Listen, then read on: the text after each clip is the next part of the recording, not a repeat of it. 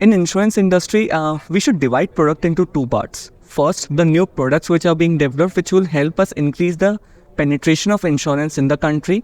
And second, the way these products are sold to these customers, which includes the experience on the website or how agents are talking to the customers and post-purchase experience over there.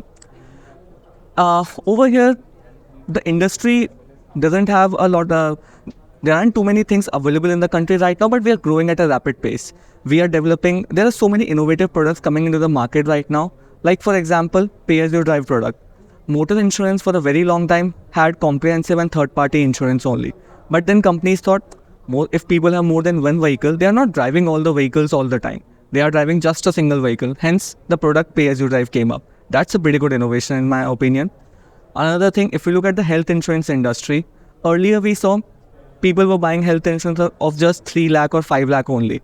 But Policybazaar worked with insurance companies, came up with the 1 crore health insurance. And I think that was a phenomenal product which helped a lot of people during the COVID times. So it is very, very critical to come up with great products, with new ideas which can take insurance deeper into the country. Similarly, on the life insurance side, the term insurance market wasn't a big market. It was just LIC policies which people used to purchase, that too not with the intention of securing their family's future, but more as an investment. But then the idea of term insurance picked up with a lot of efforts coming from Policybazaar and the rest of the companies, which said, you have to care about your family. What will happen once you are not there?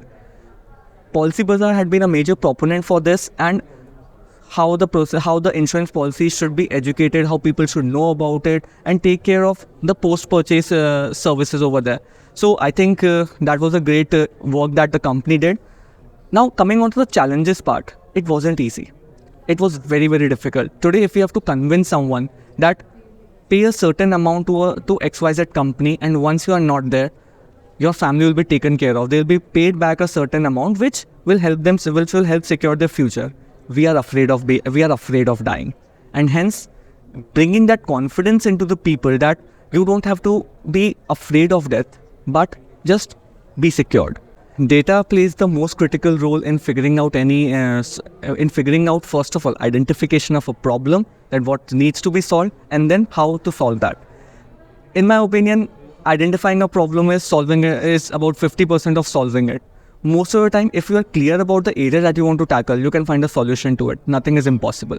So over there, data is huge. But to find out how that can be utilized, we have to analyze it in a lot of different ways. There are primitive ways, could be just plotting certain charts on it. But the amount of data that is there, it's no longer possible to analyze that entirely in our Excel files. So we had to employ various technologies. We had to dump the entire data into our data lake, run various models on top of it, and come up with various other strategies. Like for example, whenever a motor insurance policy is being priced, a lot of data points, for example, how many days are left before the expiry of the policy, what time of the day you are approaching, from which device are you accessing, all these parameters are also taken into account to price the policy. And apart from this, if someone is pricing the policy, they also need to take care of how many losses they could expect to incur in future on underwriting such a policy. Over there, the loss ratio data feeds into the actual data lake, which includes the way you are driving the vehicle, the way you are, the city that you are residing in. These factors also come into play, and hence data becomes a critical part.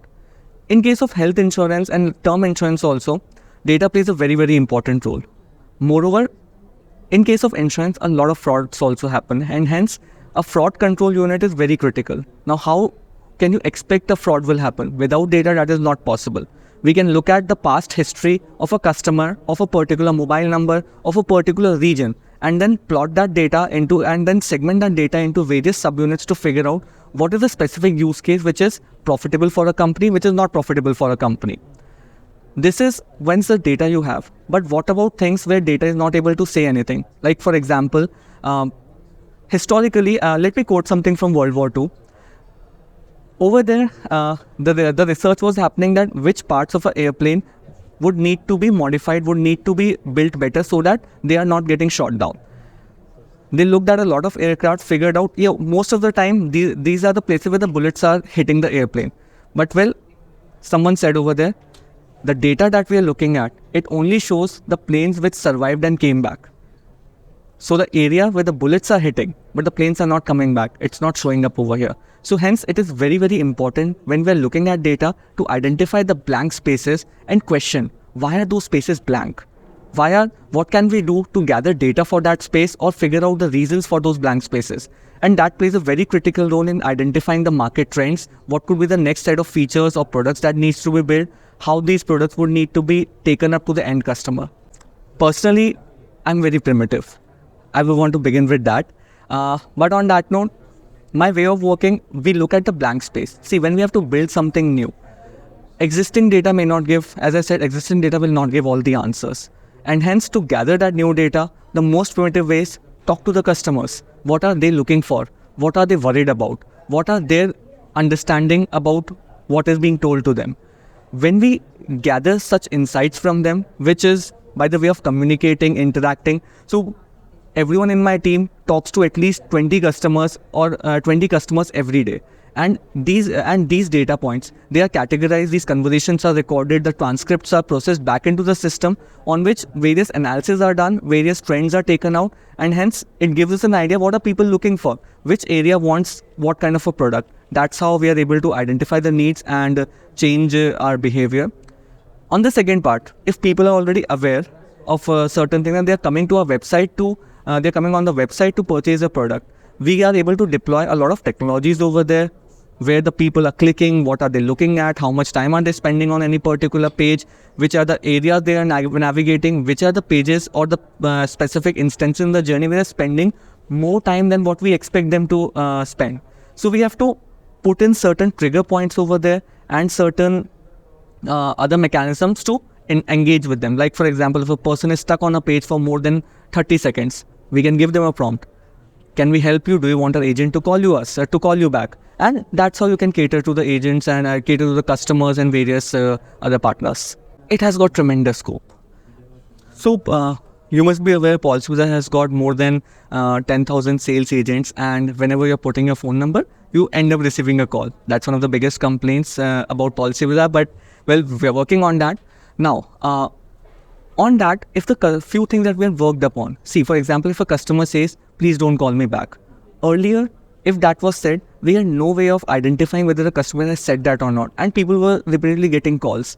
But with conversational AI coming into play, with great technologies where we are able to where we are able to get the transcripts of what's being said and running further insights on those transcripts. If a customer says, don't call me back, system can automatically decide to not call back that customer again, thereby improving the experience. Moreover, looking at the conversation that the agent is happening, we are able to deploy technology, we are able to identify which are the customers who would need more help, where the agent was not able to help out the customer in the best way. Which are the customers who have zero idea about what they are looking for, and we can arrange a call for a different type of agent for with that customer. And these things, they were not even possible earlier. What were the tools that we could employ a few years back to identify the efficiency? Okay, how many seconds the agent spending on a phone call? That's it, nothing apart from that. But now, how many productive calls is that agent having? What is the time when in the entire call duration, what percentage of the time is the agent speaking or is the agent listening?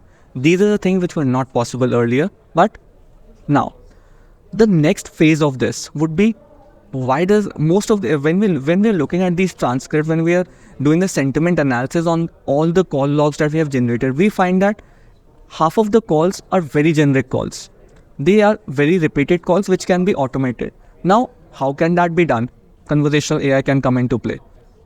If you are calling us back, if a customer is calling Policybazaar, or if Policybazaar is calling a customer, the first few things, they are very common. Hello sir, how are you? Are you looking for something, or did you click over here accidentally? How can I help? These things can automatically be taken care of by chatbots. And the way technology is evolving, these platforms can even take up the conversation to a next level. Like for example, if I have to stitch an end-to-end solution, the customer comes over a phone call, he says that he has a certain type of needs. These needs data can be translated into text, feed it into our model. The model can identify the best type of products which are suitable to these needs, and this model can be converted back, this answer can be converted back into a voice form and told to the end customer. That way, the customer's needs are solved. They never have to wait again for the agent to be available. And I think that would be a big win for the entire industry. Firstly, there won't be spam calls. So I think that part would be done. Because of the technological advancements, we would have a far greater control over what is being asked, what are the needs, and hence there won't be a need for spam calls. You will be getting calls whenever you need, not more than that. Secondly, the recommendation engines will become really powerful. As of now, for example, in health insurance, there are hundreds of policies which may be very similar to each other. It is very difficult to figure out which is the best one. The recommendation engine will play a very significant role. The mis-selling problem will be reduced to a great extent. Today, whenever a customer is purchasing any insurance policy, the agent, there's a very good chance the agent may not tell him the entire thing. The customer has to go through the brochure to figure out, oh, this has this, this and this. But going forward, the customer can just ask a question, is this thing covered? And those questions can be directly answered through the system, which will have a lot of consistency, and hence the mis-selling problem should be sorted. So I think, yeah, these three will be the bigger problems that should be solved in the next couple of years. For more updates from CXO TV, please like and subscribe to our channel.